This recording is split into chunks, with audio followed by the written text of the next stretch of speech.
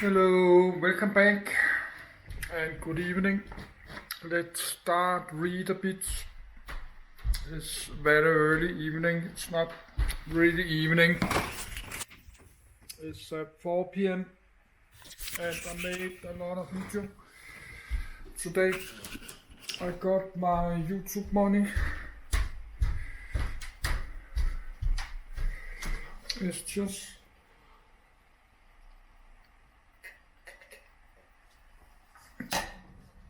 so let's start reading and relax. I'm not saving this video on my hard drive. I just upload and delete. So this video not take space on my external hard drive.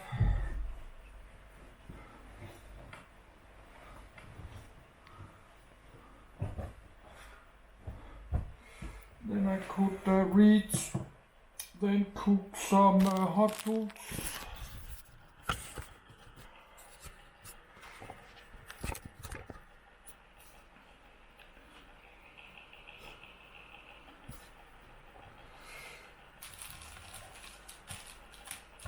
So let's do that.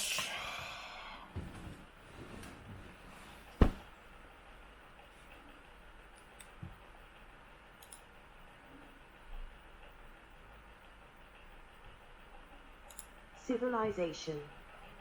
The ancient Sumerians of Mesopotamia were the oldest civilization in the world. Beginning about 4000 BCE. Ancient Egypt provides an example of an early culture civilization. 1. A civilization. British English, civilization, is any complex society characterized by the development of the state, social stratification, urbanization, and symbolic systems of communication beyond natural spoken language, namely, a writing system. 2, 3, 4, 5, 6. Civilizations are often characterized by additional features as well, including agriculture, architecture, infrastructure, technological advancement, a currency, taxation, regulation, and specialization of labor. 5, 6, 7. Historically, a civilization has often been understood as a larger and more advanced culture, in implied contrast to smaller, supposedly less advanced cultures. 8, 9, 10, 11. In this broad sense, a civilization contrasts with non-centralized tribal societies, including the cultures of nomadic pastoralists, Neolithic societies, or hunter-gatherers. However, sometimes it also contrasts with the cultures found within civilizations themselves. Civilizations are organized, densely populated settlements divided into hierarchical social classes with a ruling elite and subordinate urban and rural populations, which engage in intensive agriculture, mining, small-scale manufacturing and trade. Civilization concentrates power, extending human control over the rest of nature, including over other human beings. 12. The word civilization relates to the Latin civitas or city. As the National Geographic Society has explained it, this is why the most basic definition of the word civilization is a society made up of cities. 13. The earliest emergence of civilizations is generally connected with the final stages of the Neolithic Revolution in West Asia, culminating in the relatively rapid process of urban revolution and state formation, a political development associated with the appearance of a governing elite. History of the concept. The English word civilization comes from the 16th century French civilized, from Latin, civilis, civil, related to civis, citizen, and civitas, city. 14. The fundamental treatise is Norbert Elias's The Civilizing Process, 1939, which traces social mores from medieval courtly society to the early modern period. In The Philosophy of Civilization, 1923, Albert Schweitzer outlines two opinions, one purely material and the other material and ethical. He said that the world crisis was from humanity losing the idea of civilization, the sum total of all progress made by man in every sphere of action and from very point of view insofar as the progress helps towards the spiritual perfecting of individuals as the progress of all progress.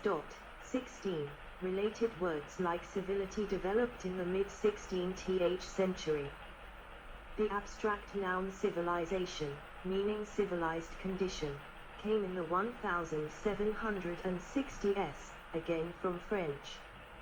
The first known use in French is in 1757, by Victor de Roqueta, Marquis de Mirabeau, and the first use in English is attributed to Adam Ferguson, who in The End of Dinner by Jules Alexandre Grun, 1913. The emergence of table manners and of the forms of etiquette and self-restraint are presented as a characteristic of civilized society by Norbert Elias in his book The Civilizing Process, 1939. His 1767 essay on the history of civil society wrote, not only the individual advances from infancy to manhood but the species itself from rudeness to civilization. 17. The word was therefore opposite to barbarism or rudeness, in the active pursuit of progress characteristic of the Age of Enlightenment. In the late 1700s and early 1800s, during the French Revolution, civilization was used in the singular, never in the plural, and meant the progress of humanity as a whole. This is still the case in French. 18. The use of civilizations as a countable noun was in occasional use in the 19th century, but has become much more common in the later 20th century, sometimes just meaning culture, itself in origin an uncountable noun, made countable in the context of ethnography. 19. Only in this generalized sense does it become possible to speak of a medieval civilization, which in Elias's sense would have been an oxymoron. Using the terms civilization and culture as equivalents are controversial and generally rejected, so that, for example, some types of culture are not normally described as civilizations. 20. Already in the 18th century, civilization was not always seen as an improvement. One historically important distinction between culture and civilization is from the writings of Rousseau, particularly his work about education, Emile.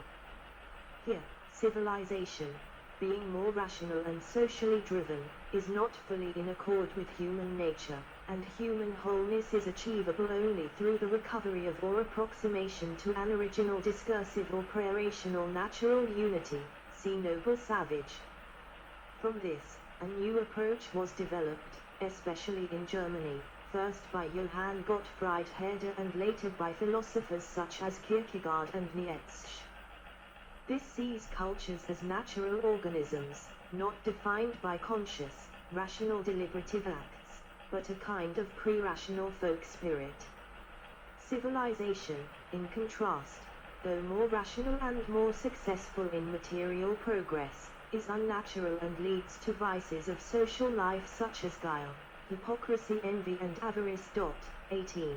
In World War II, Leo Strauss, having fled Germany, argued in New York that this opinion of civilization was behind Nazism and German militarism and nihilism. 21. Characteristics. The Acropolis of Athens, Greece, is traditionally seen as cradle of a distinct European or Western civilization. 22. 23. Social scientists such as V. Gordon Childe have named a number of traits that distinguish a civilization from other kinds of society. 24. 25. Civilizations have been distinguished by terms of subsistence, types of livelihood, settlement patterns, forms of government, social stratification, economic systems, literacy and other cultural traits. Andrew Nikiforuk argues that civilizations relied on shackled human muscle. It took the energy of slaves to plant crops, clothe the emperors, and build cities, and considers slavery to be a common feature of pre-modern civilizations. 26. all civilizations have depended on agriculture for subsistence, with the possible exception of some early civilizations in Peru which may have depended upon maritime resources. 27, 28. The traditional surplus model postulates that cereal farming results in accumulated storage and a surplus of food, particularly when people use intensive agricultural techniques such as artificial fertilization, irrigation, and crop rotation. It is possible but more difficult to accumulate horticultural production, and so civilizations based on horticultural gardening have been very rare. 29. Grain surpluses have been especially important because grain can be stored for a long time. Research from the Journal of Political Economy contradicts the surplus model. It postulates that horticultural gardening was more productive than cereal farming. However, only cereal farming preceded civilization because of the appropriability of yearly harvest. Rural populations that could only grow cereals could be taxed, allowing for a taxing elite and urban development. This also had a negative effect on rural population, increasing relative agricultural output per farmer. Farming efficiency created food surplus and sustained the food surplus through decreasing rural population growth in favor of urban growth. Suitability of highly productive roots and tubers was in fact a curse of plenty, which prevented the emergence of states and impeded economic development. 30, 31. A surplus of food permits some people to do things besides producing food for a living. Early civilizations included soldiers, artisans, priests and priestesses, and other people with specialized careers. A surplus of food results in a division of labor and a more diverse range of human activity, a defining trait of civilizations. However, in some places hunter-gatherers have had access to food surpluses, such as among some of the indigenous peoples of the Pacific Northwest and perhaps during the Mesolithic Nachavian culture. It is possible that food surpluses and relatively large-scale social organization and division of labor predates plant and animal domestication. 32. Civilizations have distinctly different settlement patterns from other societies. The word civilization is sometimes defined as living in cities. 33. Non-farmers tend to gather in cities to work and to trade. Compared with other societies, civilizations have a more complex political structure, namely the state. 34. State societies are more stratified. 35. Than other societies, there is a greater difference among the social classes. The ruling class, normally concentrated in the cities, has control over much of the surplus and exercises its will through the actions of a government or bureaucracy. Morton Fried, a conflict theorist, and Delman Service, an integration theorist, have classified human cultures based on political systems and social inequality. This system of classification contains 4 categories. 36. Hunter-gatherer bands, which are generally egalitarian. 37. Horticultural pastoralist societies in which there are generally 2 inherited social classes, king and commoner. Highly stratified structures, or chiefdoms, with several inherited social classes, king, noble, freeman, serf and slave. Civilizations, with complex social hierarchies and organized, institutional forms of government. 38. Economically, civilizations display more complex patterns of ownership and exchange than less organized societies. Living in one place allows people to accumulate more personal possessions than nomadic people. Some people also acquire landed property, or private ownership of the land.